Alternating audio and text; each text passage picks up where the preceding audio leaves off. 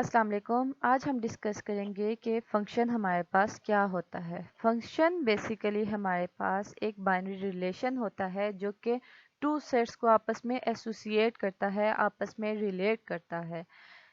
कैसे कि हमारे पास जो फर्स्ट सेट होता है उसका हर एक एलिमेंट जो है वो सेकंड सेट के एक एलिमेंट से एग्जैक्टली वन एक एलिमेंट से जो है वो मिल रहा हो। मींस अगर हम सेट वन फर्स्ट सेट का एक एलिमेंट ले उस पे फंक्शन अप्लाई करें, मतलब बाइनरी रिलेशन अप्लाई करें, तो हमारे पास सेकंड सेट का एक एलिमेंट आना चाहिए। बेसिकली जो हमारे पास टिपिकल जो फंक्शंस की एग्जांपल्स होती हैं वो होती हैं इंटीजर्स टू इंटीजर्स और real number two real number. के हमारे पास एक सेट इंटीजर ही है, दो सेट्स हैं इंटीजर्स के, और इंटीजर से इंटीजर तक ही हमारे पास जो है वो फंक्शन एसोसिएट हो रहा है, या फिर real numbers to real numbers. Function जो है वो बेसिकली एक प्रोसेस और रिलेशन ही हम कहते हैं कि वो जो सेट ए के हम कहते हैं फर्स्ट सेट एक्स है उसका स्मॉल एक्स एलिमेंट है, हर एक कैपिटल एक्स का स्मॉल एक्स एलिमेंट जो है वो बेसिकली जो हम ये कैपिटल एक्स सेट ले रहे हैं वो हमारे पास डोमेन है।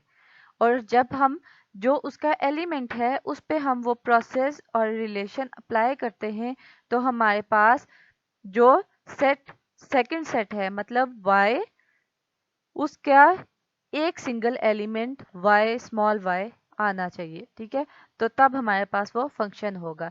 जो हमारे पास कैपिटल x है वो डोमेन है, और जो कैपिटल y है वो उसे हम कहते हैं कोडोमेन।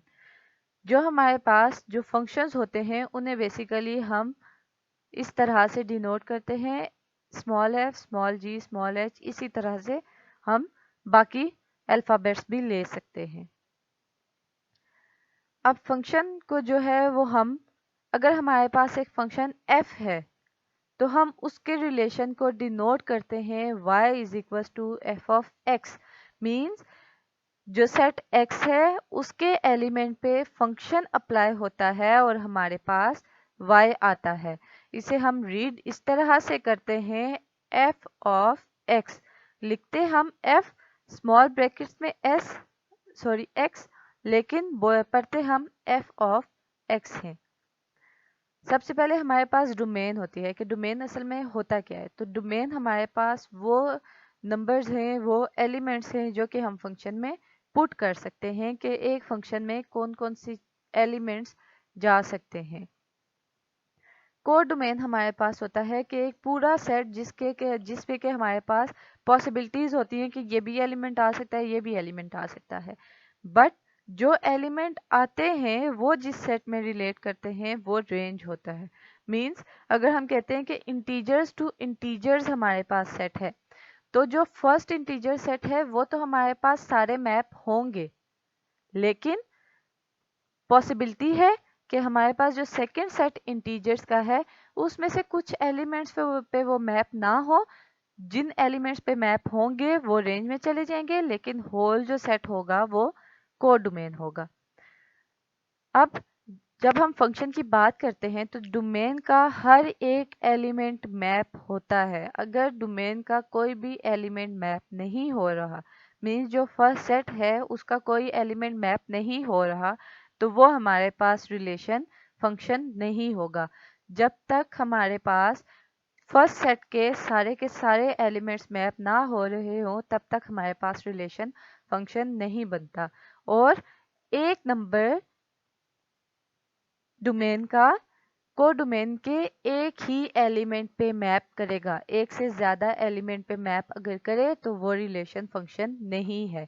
बट डोमेन के दो elements same element range codomain के एलिमेंट पे मैप कर सकता है। फॉर एग्जांपल हमने एक सेट लिया है x, एक सेट लिया है y, उस पे हम फंक्शन अप्लाई कर रहे हैं f। तो हमने सपोज किया है कि अगर हम a पे f मैप करते हैं तो हमारे पास w आ रहा है, सेम b पे एफ मैप करने के बाद एक्स आ रहा है, सी पे मैप करने के बाद भी एक्स आ रहा है। तो ये हमारे पास फंक्शन में पॉसिबिलिटी बन सकती है, ऐसा हो सकता है। लेकिन अगर जैसे कि बी को अगर हम मैप करें एक्स वाई दोनों एलिमेंट आ रहे हो तो तब हमारे पास फंक्शन नहीं होगा। वाई में एलिमेंट एक बच सकता है, सेकंड मतलब जो हमारे पास को डोमेन है उससे फर्क नहीं पड़ता। बट अगर एक्स में अगर हमारे पास एलिमेंट बच रहा हो, एक्स्ट्रा आ रहा हो, तो तब हमारे पास वो रिलेशन फंक्शन नहीं होता। यहाँ पे अगर हम डोमेन, रेंज और को डोमेन को अलग अलग करें तो जो एक्स के सारे एलिमेंट्स हैं वो हमारे पास डोमेन है। एक्स के जो एलिमेंट्स वाई के एलिमेंट्स पे मैप हो रहे हैं, मतलब डब्ल्यू एक्स इन जी पे मैप हो रहे हैं, तो वो सारे रेंज में आ जाएंगे, जबकि वाई होल सेट जो है वो को डोमेन होगा।